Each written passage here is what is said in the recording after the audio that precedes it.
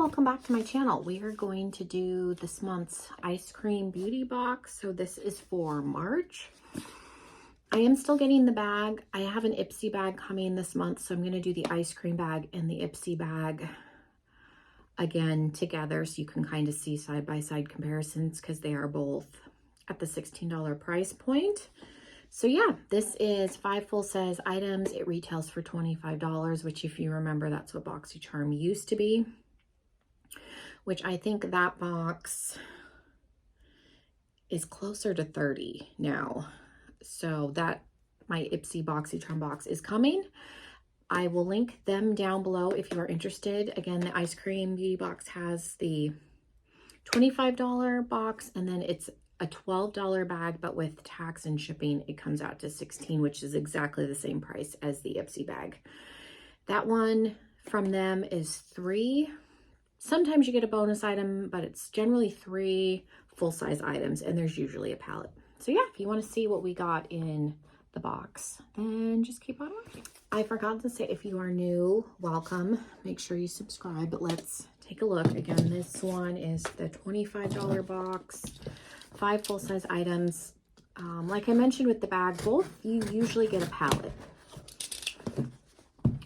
And with the bag only being 3 items, I think February we did get a bonus item, but I still think it's worth it.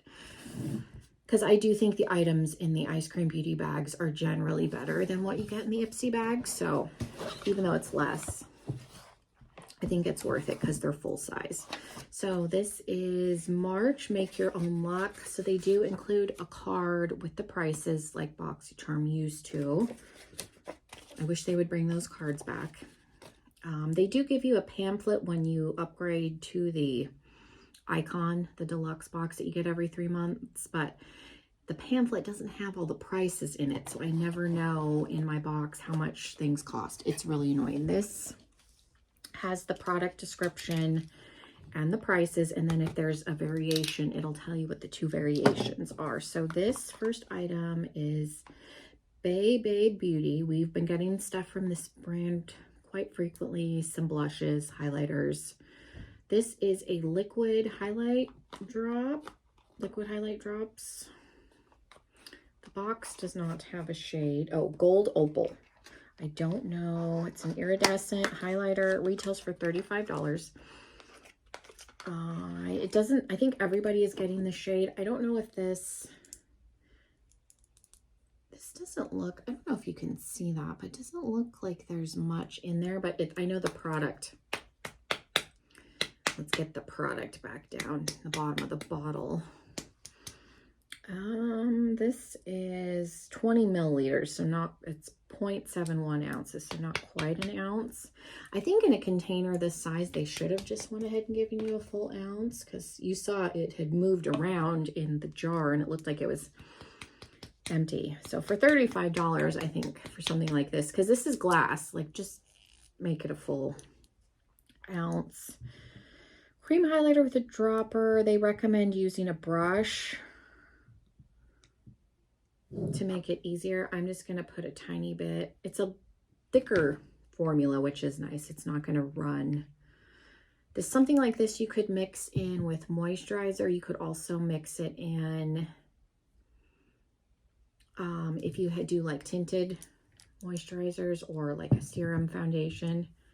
It's a little bit thinner of a formula when you start spreading it out. The formula itself is not runny. I could see it. It does better when I tap it, so I could see it doing better with a brush. It feels like it dries relatively quickly, so you want to move fairly fast with it, but it's pretty. And it looks better aesthetically now that I got it all back at the bottom of the jar. I like the blushes. We did get a powder highlight. It was in a smaller, I think it was their travel size.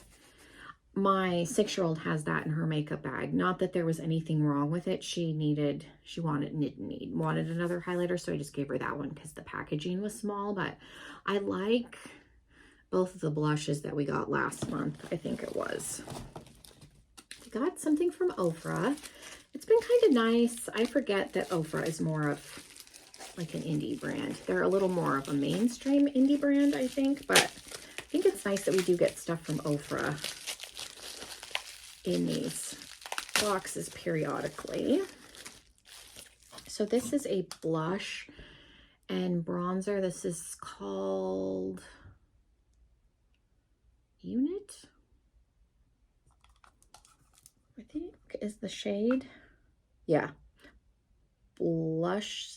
They're calling it a blusher. So like you could swirl these together to get the bronzer blush like Bare Minerals has.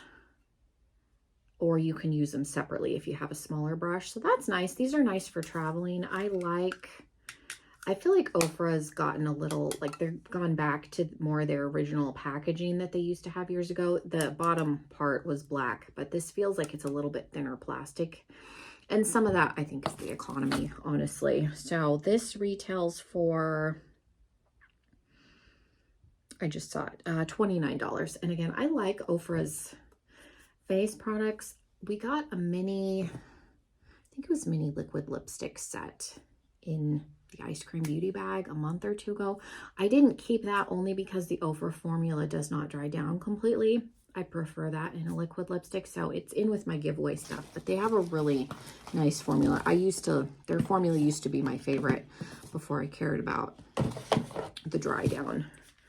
We got a Velvet Dream Stick. What is this? From Estina Face. This is, what is this? It's a lipstick. Retails for $12 in the shade Bliss. Oh, okay. So it's similar packaging like is it Ciate London I'm thinking of? Yes. I have one from them in this packaging where it's a little bit slimmer, which I think is nice. That's a pretty color. I like that. I will keep that. Yeah, I prefer, it doesn't have a smell. I was expecting like everything's been vanilla scented lately.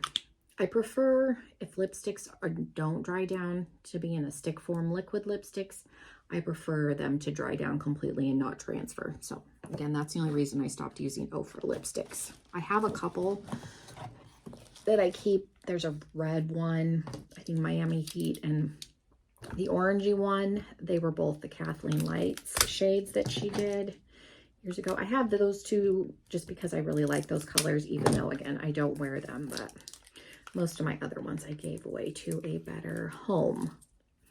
So somebody else could get some use out of them. Their formulas are really nice. This is from ZC. Everything from that company has to be completely vacuum sealed. Okay. This is a Living Colorfully. It says it's a redness correcting primer. So I'm assuming it should be green. If it comes out, this is the tube. Does it do anything else? Yes, the green shade, the green color will help counteract any redness on the skin. Once you blend the primer out, the green color will fade away. Apply foundation. I sometimes have an issue with redness just right in here and then a little bit farther out on my cheeks. I don't have full-on rosacea, but generally like that's a big area where I know when people do get a little bit. So this might be helpful. I used to have like a color corrector little palette. I don't anymore just because I don't find that I need to do it often. There's what it looks like barely blended out. It's a very light green color. It's not super green. And I blended out in here. It does look like it's smoothed a little bit too. I was gonna say it would be nice if it had some pore filling. The only thing on the back is not really in English, so that's all it says. I will hold on to this for a while, and then if I don't end up using it, I will try and pass it on to somebody else. And then the last thing is a little palette. This is from Ladybug Glow, which I have seen a few different YouTubers get palettes from this brand. Their palettes seem like they're fine. This is a cute little St. Patrick's Day themed one, where I'm actually seeing a few St. Patrick's Day palettes this year. Never really saw that before. We got the two from Lorella, which is fun. And then I did order a St. Patrick's Day palette from CXC Beauty, and then Nomad Cosmetics is coming out with their Ireland palette this week. So I'm actually excited about that. I'm thinking about picking it up just because I love Nomad's formula. But let's take a look at this. Again, I've seen some influencers get palettes from Ladybug Glow. I've seen them declutter some. Hopefully the matte formula on this was good. That seemed to be not necessarily a complaint, but something that wasn't necessarily stand out to people. But the shimmers look really pretty in here. So here's the color story. I think it goes with the kind of rainbow and the, you know, the pot of gold that we have on the cover. I feel like for being a St. Patrick's Day palette, there maybe could have been 2 greens, or have this blue shimmer be a green shimmer instead of the blue. But I get like they were trying to do a little bit of the rainbow and then the kind of earthy vibes around it. So I think it's cute. I don't dislike the formula. I like that you've got the neutral section here with the yellow, which yellow can be more neutral as far as, you know, bright colors go. It's a little bit more, you know, neutral friendly. And then you've got the pink. So I think it's cute. And then you got the pops of color in the shimmers too. So let's swatch. We have Dreamy. Like I said, I've been interested in this brand. I've just never seen anything that I wanted enough to buy anything. The pink and the blue you could use as toppers. And then the white is called Magical. They look really pretty. Yeah, they're a little bit more on the sheer side, so you can definitely layer them on top of any of the mattes in this palette. Let's swatch. I'm curious about the green and the yellow. Their formula seems like it's really pigmented, so hopefully it's something where, at least from the palettes that I've seen people talk about, companies are, especially smaller ones, are constantly trying to improve their formula.